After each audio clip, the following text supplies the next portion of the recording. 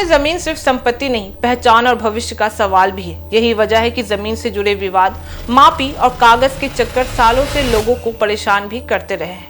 अब इस झंझट पर सरकार ने नई समय सीमा तय कर दी है।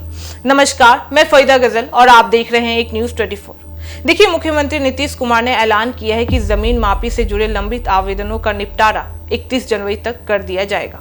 मापी यानी सर्वे का काम अब तेज गति से निपटारा किया जा सकेगा और सरकार ने जिला स्तर पर समीक्षा रिपोर्ट भी तलब की है। नीतीश ने लोगों से सुझाव भी मांगे हैं और कहा है कि जो गलती है उसे ठीक करिए, बिना झंझट के जमीन का विवाद खत्म होना ही चाहिए।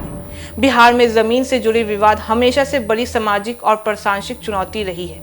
कई घरों में दो भाई, दो पड़ोसी या दो पक्ष वर्षों तक केवल नाप, नक्शा और कागज के झगड़ों में उलझते रहे हैं। फर्जी प्लॉट, गलत नाप, खिसरा विवाद, सीमा विवाद, रायती और गैर रायती का भ्रम, ये सब लोग लंबे समय से झेलते आए हैं। नीतीश कुमार की सरकार पिछले कुछ वर्षों से डिजिटल मापी और सर्वे ऑफ बिहार के जरिए एक समस्या को एकमुश्त करने के हल में कोशिश भी कर रही है। अब मुख्यमंत्री का नया संकेत यह है कि सर्वे सिर्फ कागज पर नहीं, समय सीमा पर पूरा होगा और लंबित मामले टालने वाले अधिकारियों से जवाबदेही भी होगी। मापी पूरी होने से जमीन का रिकॉर्ड ऑफ राइट्स यानी कानूनी अधिकार स्पष्ट भी हो जाएगा।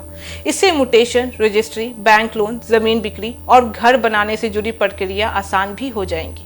यही वजह है कि कई राज्य अब डिजिटल लैंड रिकॉर्ड्स पर जा चुके हैं और बिहार उसी दिशा में तेजी से आगे भी बढ़ रहा है। सरकार का दावा है कि मापी पूरी होने के बाद बिहार में जमीन विवाद 7 से 70% तक कम हो सकता है, क्योंकि ज्यादातर विवाद सीमा और पहचान के होते हैं। जैसे ही जीपीएस आधारित नक्शा और डिजिटल रिकॉर्ड बनेगा, या मेरी जमीन है बनाम या मेरी है वाली लड़ाई खत्म भी हो जाएगी। इस प्रक्रिया में तकनीक भी बड़े पैमाने पर शामिल है।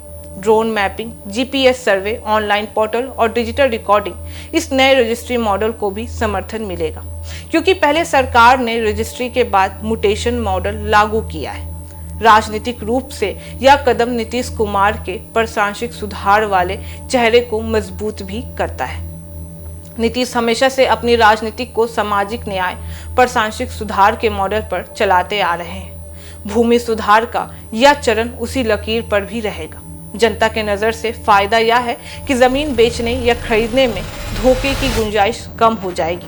रियल एस्टेट में भरोसा बढ़ेगा और बैंक भी किसानों व आम लोगों को आसानी से लोन देंगे। ग्रामीण इलाकों में मापी विवाद पंचायत और थानों तक पहुंचते आए थे। इस कदम से पुलिस, कोर्ट और पंचायतों में भी बोझ कम होगा। हालांकि चुनौती भी बहुत ज्यादा है। कुछ जिलों में मापी के दौरान जमीन अधिकारियों को आपत्ति बढ़ी है, कुछ ने रिकॉर्ड्स पर सवाल उठाया है और कई जगह गलत माप का विरोध भी हुआ है। सरकार ने इसलिए लोगों से सीधे सुझाव भी मांगे ताकि शिकायतों को सुना जाए और तकनीकी गलतियों को सुधारा भी जाए। भविष्य की दृष्टि से देखें तो बिहार में जमीन का नया सिस्टम पूरे आर्थिक ढांचों को बदल भी सकता है। कृषि से लेकर आवास तक, बैंकिंग से लेकर शहरीकरण तक। अगर 31 जनवरी तक लंबित आवेदन निपटते हैं और मार्च तक सर्वे बंदोबस्त पूरा होता है तो बिहार आने वाले दशक में जमीन विवाद के बोझ से मुक्त होने की तरफ भी बढ़ सकता है। जमीन की मापी सिर्फ नाप का काम नहीं है, या पारिवारिक विवाद, कानूनी सुरक्षा, आर्थिक निवेश और सामाजिक स्थिरता का आधार भी बन जाएगा। अब नजर इस बात पर है कि सरकार समय सीमा और शिकायत समाधान दोनों को कितनी मजबूत तरीके से निभाती है, ये आने वाले वक्त में पता चलेगा। बाकी इस मामले पे आपकी क्या राय है, आप हमें कमेंट करके जरूर बताएं। ऐसी तमाम खबरों के लिए देखते रहिए एक न्यूज़ 24। हर खबर सबसे पहले, सबसे सटीक। वीडियो को लाइक करें, शेयर करें और चैनल को सब्सक्राइब करना ना भूलें। धन्यवाद।